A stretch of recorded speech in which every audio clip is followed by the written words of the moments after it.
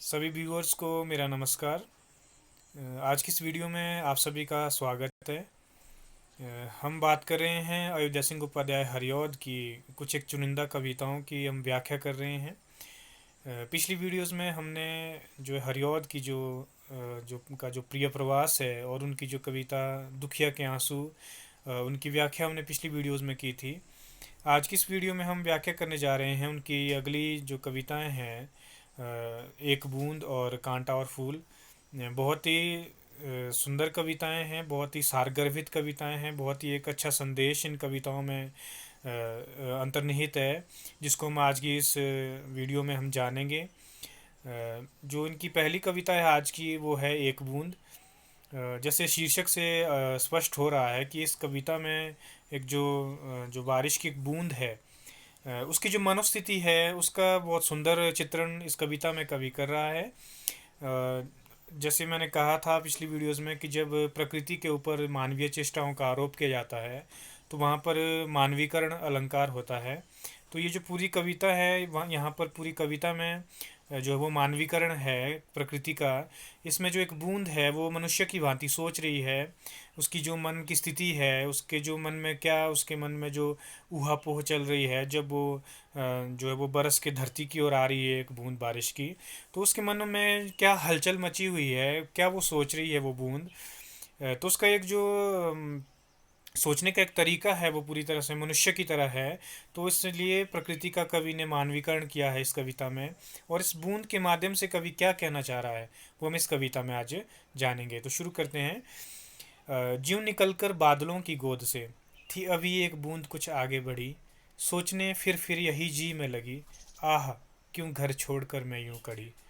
क्या बोल रही है कवि, जो एक बूंद है, जब वो बादल से बरस के बादल से जो अलग होके बरसने के लिए धरती की ओर आ रही है वो बूंद, तो वो क्या कह रही है वो बूंद कि ज्यों निकलकर बादलों की गोद से, बादलों की गोद से, बादल से जैसे ही वो बूंद कोई अलग हुई थी अभी एक बूंद कुछ आगे बढ़ी। वो बूंद अभी थोड़ी ही दूरी पे अभी बढ़ी है आगे धरती की ओर, उसका आगमन हो रहा है बारिश के रूप में। वो अभी बादल से वो अलग हुई है, थोड़ी आगे बढ़ी ही थी कि वो सोचने लगी। क्या सोचने लगी?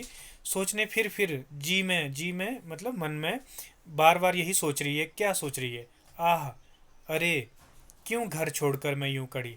मैं क्यों घर छोड़कर, मतलब घर मतलब जहाँ वो अभी तक थी, उसका घर है वो बादलों की गोद। जहाँ वो बादल से अभी वो अलग हुई है वो उसका घर था। तो वो सोच रही है कि मैं क्यों घर छोड़कर निकल आई हूँ। अब पता नहीं मेरा आगे क्या होगा, मैं कहाँ जाने वाली हूँ, मैंने अपना घर क्यों छोड़ा है। मैं अपने उस बादल की गोद से, कितना आरामदायक था, कितनी सुरक्षित वो जगह थी, वहाँ से छोड़कर, उसे छोड़कर मैं अब धरती की ओर जा रही हूँ। आगे पता नहीं मेरे साथ अब क्या होने वाला है। ऐसी एक ऐसी एक चिंता, ऐसी एक ऊहापोह जो बूंद के मन में चली हुई है। पूरा मानवीकरण है प्रकृति का। बूंद मनुष्य की भांति विचार कर रही है। आगे दरअसल थोड़ा इसमें का मैं स्पष्ट कर दूं, इसमें कवि ये कहना चाह रहा है इस कविता में कि जो मनुष्य है ये एक संदेश है। बूंद के माध्यम से जो है वो एक हमें संदेश दिया गया है कि जो मनुष्य है, जो मनुष्य का स्वभाव है, अक्सर जो मनुष्य है, हम इंसान अक्सर जो ज़िंदगी में आगे बढ़ने के लिए कुछ खतरे उठाने पड़ते हैं, कुछ जोखिम उठाने पड़ते हैं, कुछ कठिनाइयों का सामना करना पड़ता है, कुछ मुश्किल मुश्किल हालात से गुजरना पड़ता है। उन मुश्किलों से, उन कठिनाइयों से हम जो है वो बचना चाहते हैं। हम संघर्ष करने से कहीं ना कहीं मनुष्य डरता है। तो ठीक उसी तरह से वो बूंद भी डर रही है कि आगे मैंने जो ये राह पकड़ी है, मैं अपने घर से अलग हुई हूँ, दूर जा रही हूँ, ये जो मैंने राह पकड़ी है, इस राह पर मुझे पता नहीं अब मेरा आगे क्या होने वाला है। ठीक वही स्थिति जब कोई मनुष्य कर्म क्षेत्र में निकलता है, अपना घर बार छोड़ के, अपना सब कुछ त्याग करके जब मनुष्य काम के लिए, अपने कर्म क्षेत्र में आगे बढ़ता है, तो उसके मन में यही डर रहता है कि मैं घर से निकल तो गया हूँ, अब मेरा आगे पता नहीं मेरे साथ अब क्या होने वाला है, मैं किन जोखिमों से मेरा सामना होने वाला है, मैं बचूंगा या मरूंगा या मेरे साथ जो भी है। मतलब ये एक तरह की जो चिंता है वो मनुष्य के मन में भी इसी तरह चलती है, जो वो अपने घर को छोड़कर कहीं बाहर निकलता है। तो ये बूंद की भी स्थिति आगे हम पढ़ते हैं। आगे क्या बोल रही है बूंद? दैव मेरे भाग में क्या है बदा, मैं बचूंगी या मिलूंगी धूल में, या जलूंगी गिर अंगारे पर किसी, चूं पड़ूंगी या कमल के फूल में। अब वो बूंद ये कह रही है कि दैव मतलब हे ईश्वर, मेरे भाग में, मेरे किस्मत में, भाग मतलब किस्मत में क्या है बदा, बदा मतलब लिखा हुआ, ये मुहावरा है। भाग में बदना मुहावरे का प्रयोग हुआ है। पूरी मुहावरेदार भाषा है हरिऔध की, बहुत सरल भाषा है, जिसे हम पिछली वीडियोस में डिस्कस कर चुके हैं कि खड़ी बोली हिंदी का ये जो काव्य में जो प्रयोग था, ये बहुत उसका शैशव काल था, अभी शिशु अवस्था में थी। तो ये जो खड़ी बोली हिंदी है जो हरिऔध ने प्रयोग की अपनी कविताओं में, बहुत सरल सहज है। तो इसमें मुहावरेदार भाषा का प्रयोग किया है इन्होंने। तो वो बूंद बोल रही है कि हे ईश्वर, मेरे किस्मत में क्या लिखा हुआ है तूने, मैं बचूंगी या मिलूंगी धूल में, मैं खुद को बचा पाऊंगी या मैं कहीं मिट्टी पर धरती पर गिरकर किसी धूल में धूल में गिरकर मिट्टी हो जाऊंगी, मिट्टी में मिल जाऊंगी, या जलूंगी गिर अंगारे पर किसी, या मैं किसी जलते हुए अंगारे पर गिरकर उसके ऊपर गिरूंगी और भाप बनकर उड़ जाऊंगी और मेरा अस्तित्व खत्म हो जाएगा, या चूं पड़ूंगी या कमल के फूल में, या मैं किसी कमल के फूल के अंदर चूं होतना है, चूं पड़ना मतलब रिसना, या मैं किसी कमल के फूल में रिसूंगी, या मैं किसी अंगारे पर जो है वो गिरकर जल जाऊंगी और भाप बनकर उड़ जाऊंगी, या मैं किसी कमल के फूल में रिस कर बहुत जो है वो मुझे अच्छा स्थान मिलेगा। तो ये एक जो अंतर्द्वंद है उसके मन में चला हुआ है कि क्या होगा मेरे साथ। बोलने का मतलब ये ठीक मनुष्य भी कि जो मनुष्य का स्वभाव भी ठीक इसी प्रकार का है। मनुष्य भी जो है वो जब कहीं भी कोई भी काम करता है शुरुआत में यही सोचता है कि पता नहीं मुझे सफलता मिलेगी या मैं असफल हो जाऊंगा, पता नहीं इस जो मैंने रास्ता चुना है इस पे मतलब मुझे पता नहीं कितने कष्ट झेलने पड़ेंगे, कितना मुझे जो है वो पता नहीं मेरा अस्तित्व बचेगा या मैं मिटूंगा। तो ये सारे प्रश्न किसी भी मनुष्य के मन में उठना स्वाभाविक है।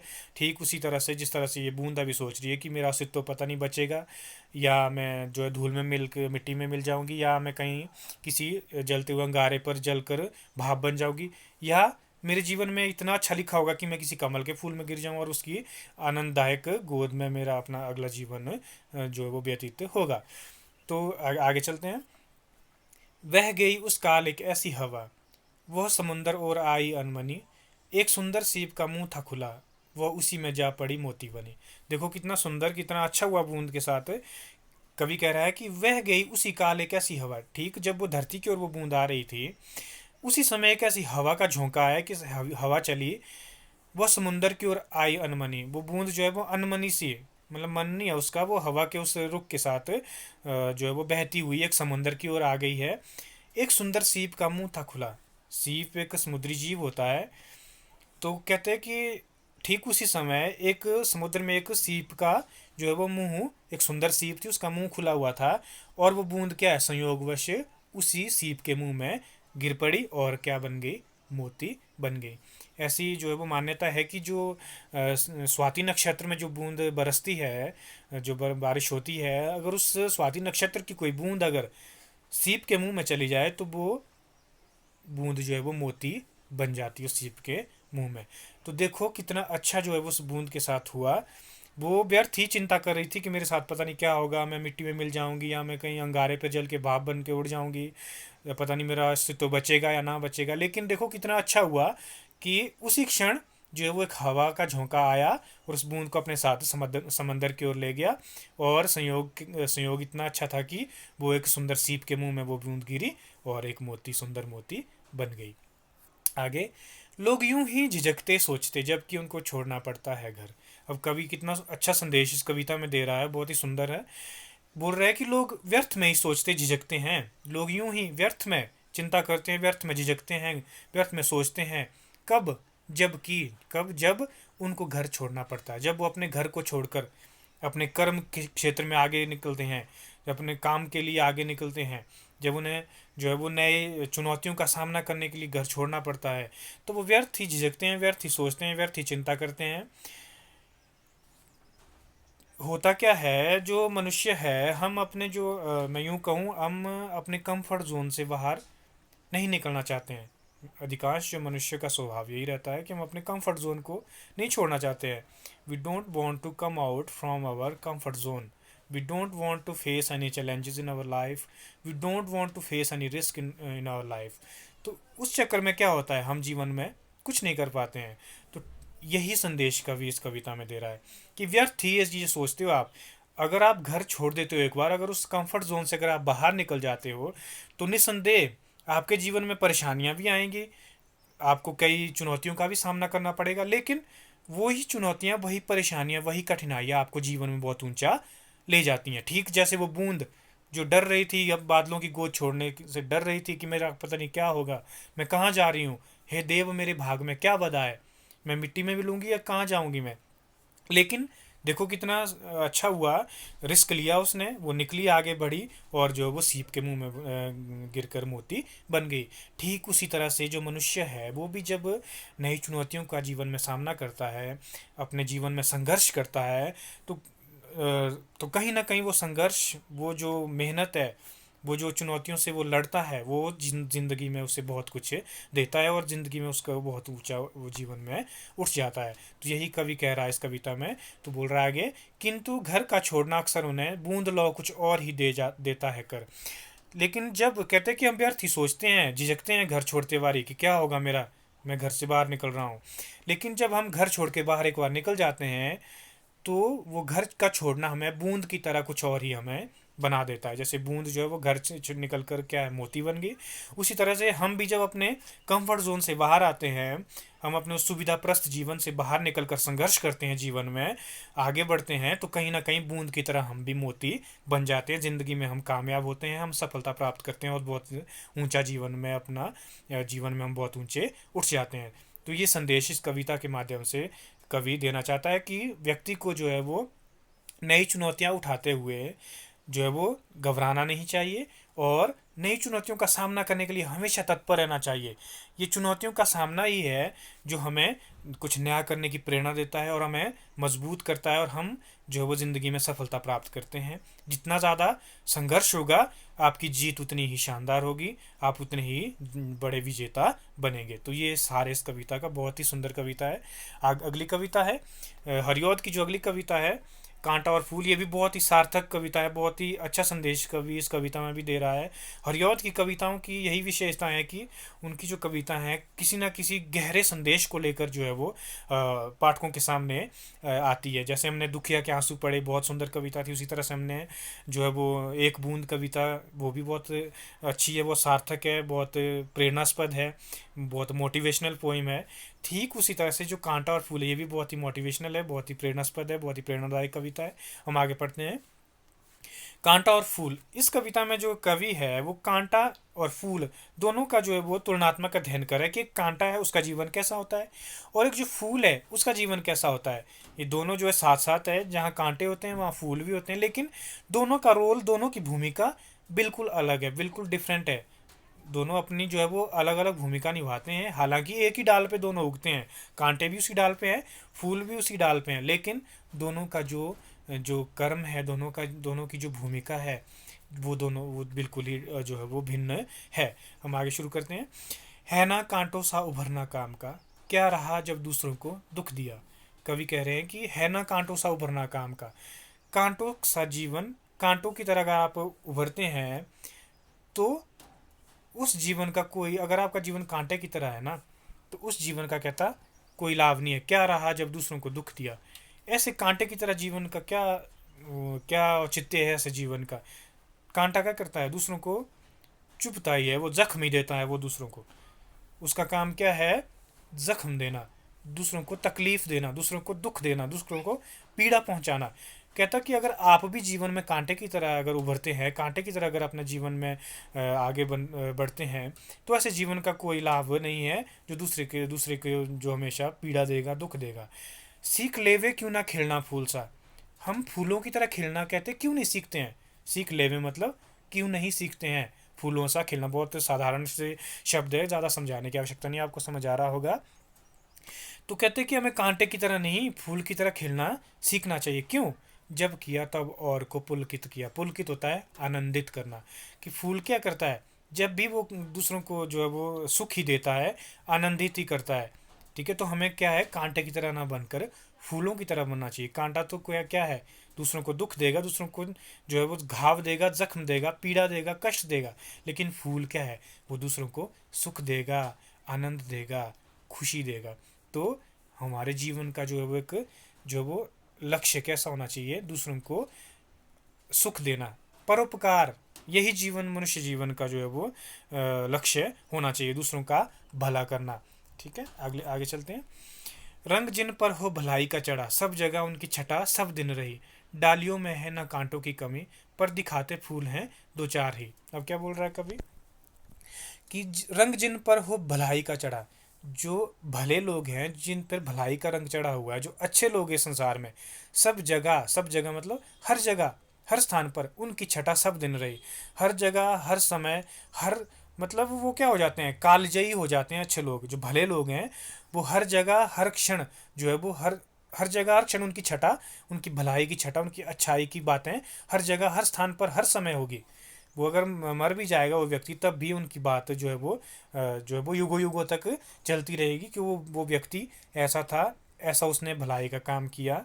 वो चाहे मदर टेरेसा की बात करते हैं हम, वो चाहे एपीजे अब्दुल कलाम की बात करते हैं, वो चाहे एक साधारण व्यक्ति हो जो दूसरों का भला करता है, उसे जो है वो अगर जो वो ना भी रहे तब भी उन्हें वो लोग जो है वो याद करते हैं उनकी अच्छाई के लिए।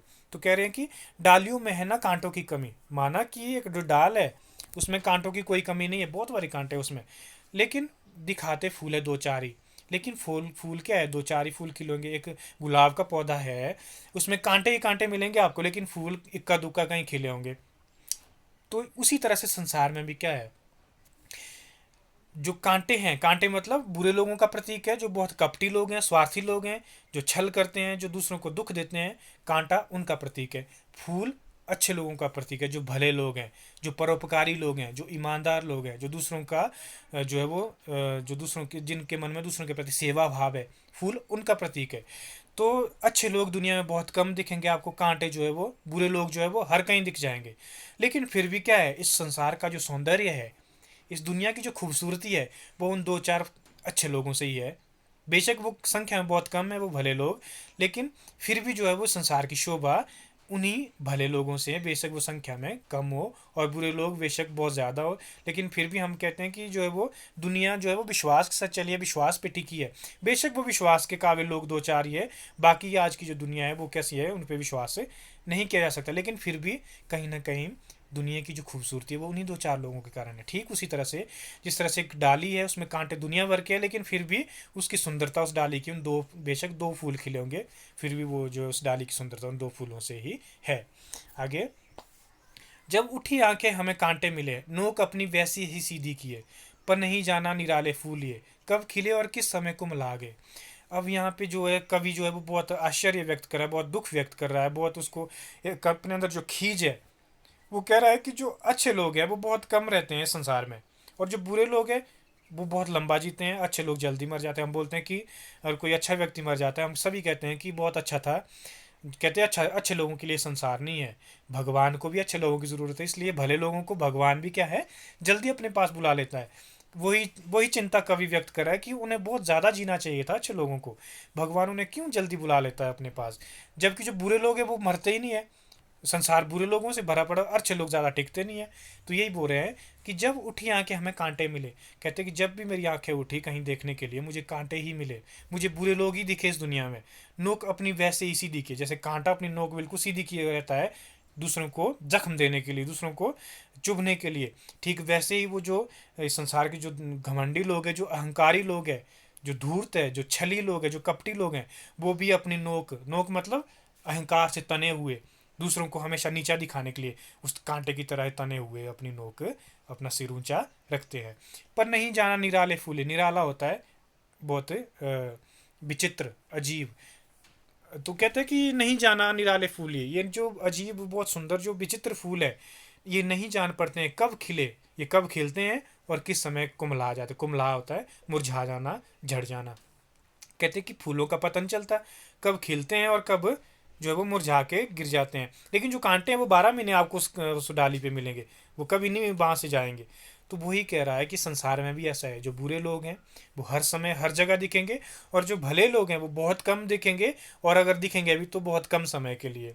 आगे, क्या बतावे हैं कलेजा मल रहा, कुछ ना कांटों का हुआ इनके लिए। कवि कह रहा है कि मैं क्या बताऊं, कलेजा मल रहा, मुहावरेदार भाषा है, कलेजा मलना मुहावरे का प्रयोग हुआ है। कलेजा मलना मतलब बहुत दुखी होना, बहुत पछताना, कि मैं बहुत पछता रहा हूँ, मैं बहुत दुखी हूँ, मुझे बहुत खींच है इस चीज़ से कि मैं क्या बताऊँ। कुछ ना कांटों का हुआ इनके लिए, इन कांटों का कोई कुछ नहीं बिगाड़ सकता है। धूप निकली, लू चली, आंधी उठी, हाँ इन्हीं सुकुमार फूलों के लिए। धूप निकलती है, बहुत तेज़ धूप चलती है, कांटे का कुछ नहीं बिगड़ता है, मुरझा फूल जाता है। लू चलती है, गर्म हवाएं चलती है, कांटे का कुछ नहीं बिगड़ता है, झुलस फूल जाता है। आंधी उठती है, कांटे का कुछ नहीं बिगड़ता है, फूल जो है वो बिखर जाता है। तो जितना भी मतलब बोलने का ये है कि चाहे धूप निकली, चाहे गर्म हवाएं चली, चाहे तूफान आए, वो किसके लिए आए? इन्हीं सुकुमार होता है कोमल, इन्हीं कोमल फूलों के लिए, इन्हीं कोमल फूलों का अहित हुआ उससे। मतलब भगवान भी कहीं ना कहीं जो है वो इन्हीं सुकुमार, इन्हीं कोमल फूलों की परीक्षा ले रहा है।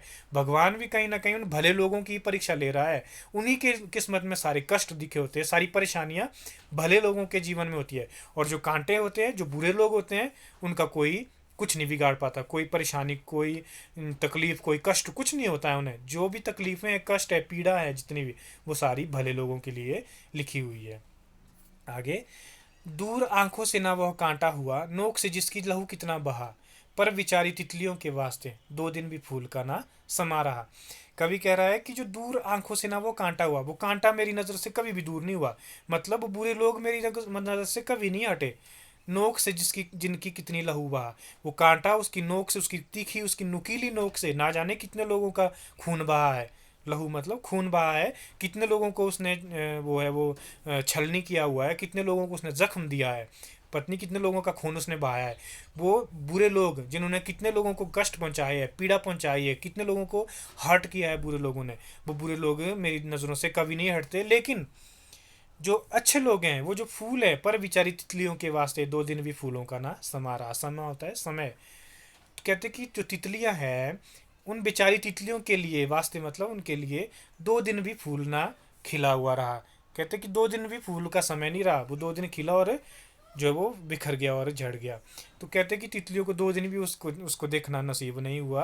तो ठीक उसी तरह से जो हम हैं, जो कभी करा, जो मैं हूँ, मुझे भी क्या है, भले लोग इस संसार में 2 दिन से ज़्यादा नहीं दिखे, लेकिन जो बुरे लोग हैं, जो दूसरों को हर्ट करते हैं हमेशा, वो मुझे हमेशा मेरी आंखों के सामने रहते हैं।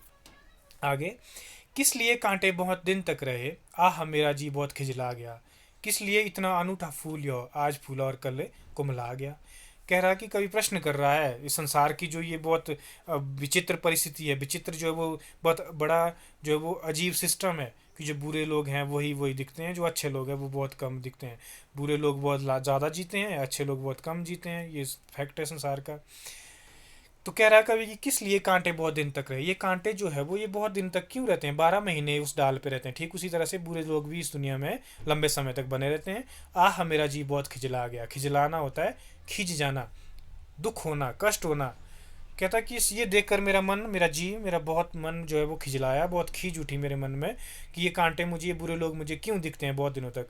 और कितना, किस लिए इतना अनूठा फूल, ये अनूठा मतलब बहुत अद्भुत, ये अद्भुत, ये सुंदर फूल, ये भले लोग किस लिए आज आते हैं और कल चले जाते हैं। आज फूलता है वो फूल और कल कुमला जाता है, कल वो जो है वो मुरझा के बिखर जाता है, टूट जाता है डाल से।